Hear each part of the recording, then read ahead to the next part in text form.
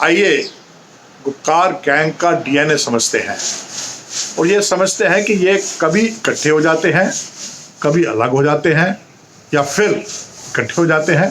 इसका कारण क्या है? गुप्कार गैंग में जितनी भी पार्टियां शामिल हैं, इन सब का जन्म शेख अब्दुल्ला की नेशनल कॉन्फ्रेंस से है। जब शेख अब्दुल्ला 1953 में अरेस्ट कर दिए गए, उस वक्त उनके साथियों ने मिलकर एक नई पार्टी बनाई जिसका नाम रखा प्लेबिसिट फ्रंट। और प्लेबिसिट फ्रंट जम्मू कश्मीर के अंदर अलगाववाद की नींव डालने वाली पहली पार्टी है। बख्शी गुलाम मोहम्मद के नीचे नेशनल कॉन्फ्रेंस चलती रही। 1965 में जब गुलाम मोहम्मद सादिक उस वक्त वज़ीर आज़म थे, उन्होंने पूरी की पूरी नेशनल कॉन्फ्रेंस का मर्जर इंडियन नेशनल कांग्रेस में कर दिया और नेशनल कॉन्फ्रेंस वाले सब कांग्रेस वाले बन गए। उसके बाद जब दोबारा शेख अब्दुल्ला को एज ए वज़ीर आला लाया गया, तो उनके साथियों ने प्लेबिसिट फ्रंट का नाम बदल के दोबारा नेशनल कॉन्फ्रेंस रख दिया। खानदान के अंदर लड़ाइयाँ तो होती ही हैं। तो जब फारूक अब्दुल्ला चीफ मिनिस्टर थे, तो उनके बहनोई गुलशाह उनसे नाराज होकर उन्होंने अपनी एक नई पार्टी बना ली और उसका नाम रख दिया अवामी नेशनल कॉन्फ्रेंस। कुछ अर्से बाद मुफ्ती मोहम्मद सईद, जो कि पहले एनसी में थे, बाद में कांग्रेस में थे, और उन्होंने कांग्रेस से नाता तोड़ के एक नई पार्टी बना ली जिसका नाम था पीपल्स डेमोक्रेटिक पार्टी। यहां तक पीपल्स कॉन्फ्रेंस का सवाल है, ये सजाद लोन के पिताजी अब्दुल गनी लोन ने अलहदा होकर, कांग्रेस से अलहदा होकर बनाई थी। वो भी पहले नेशनल कॉन्फ्रेंस में ही थे।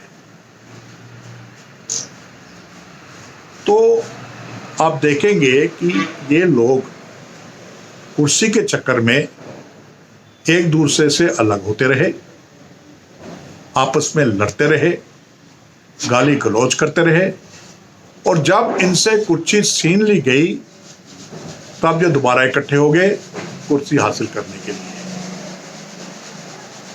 तो कहाँ नेशनल कॉन्फ्रेंस से शुरू हुए, अलग अलग पार्टियां बनी, पर इन सब की आइडियोलॉजी और सोच एक ही थी।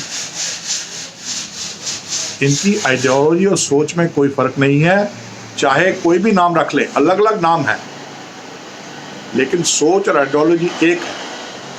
अब जबकि ये गुप्कार गैंग बन गए हैं, तब भी इनकी सोच और आइडियोलॉजी में कोई फर्क नहीं है।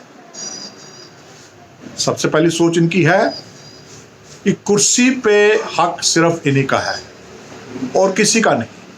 सिर्फ इन खानदानी सियासतदानों का ही हक कुर्सी पर है। आम आदमी या किसी और पार्टी का या कॉमन कश्मीरी का, गरीब कश्मीरी का कुर्सी पे कोई हक नहीं है।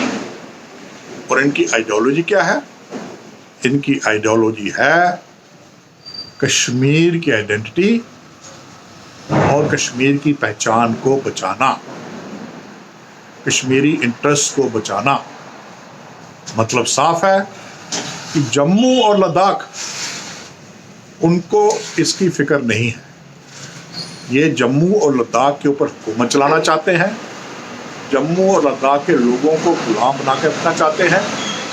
जम्मू और लद्दाख के लिए जो डेवलपमेंट के फंड्स आते थे सेंटर से, उन्हें भी या ये खा जाते थे या कश्मीर ले जाते थे।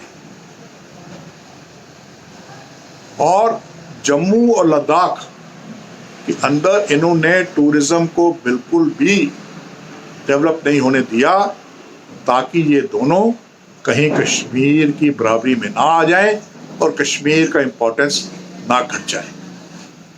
तो ये थी इनकी आइडियोलॉजी।